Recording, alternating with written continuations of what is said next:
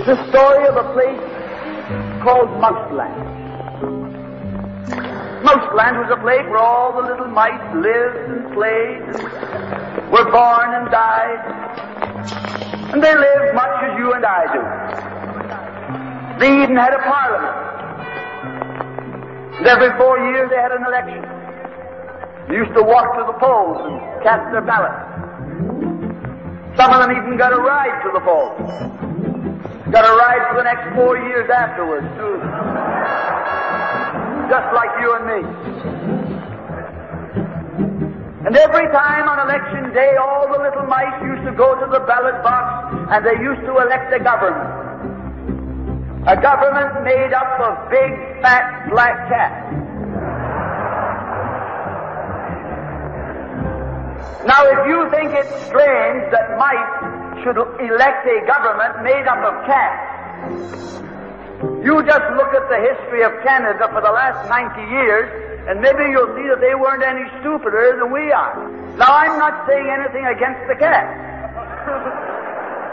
They were nice fellows. They conducted the government with dignity. They passed good laws. That is, laws that were good for cats. But the laws that were good for cats weren't very good for mice. One of the laws said that mouse holes had to be big enough so a cat could get his paw in. Another law said that mice could only travel at certain speeds so that a cat could get his breakfast without too much physical effort. All the laws were good laws for cats, but oh, they were hard on the mice. And life was getting harder and harder. And when the mice couldn't put up with it anymore, they decided something had to be done about it. So they went en masse to the polls. They voted the black cat out. They put in the white cat. The white cat had put up a terrific campaign. They said all that Mouseland needs is more vision. They said the trouble with Mouseland is those round mouse holes we've got. If you put us in, we'll establish square mouse holes. And they did. And the square mouse holes were twice as big as the round mouse holes.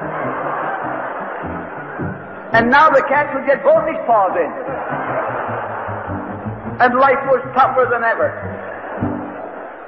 And when they couldn't take that anymore, they voted the white cats out and put the black ones in again. And then they went back to the white cats, and then to the black cats. They even tried half black cats and half white cats.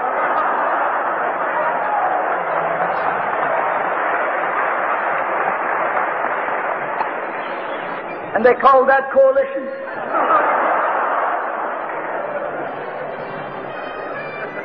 They even got one government made up of cats with spots on them.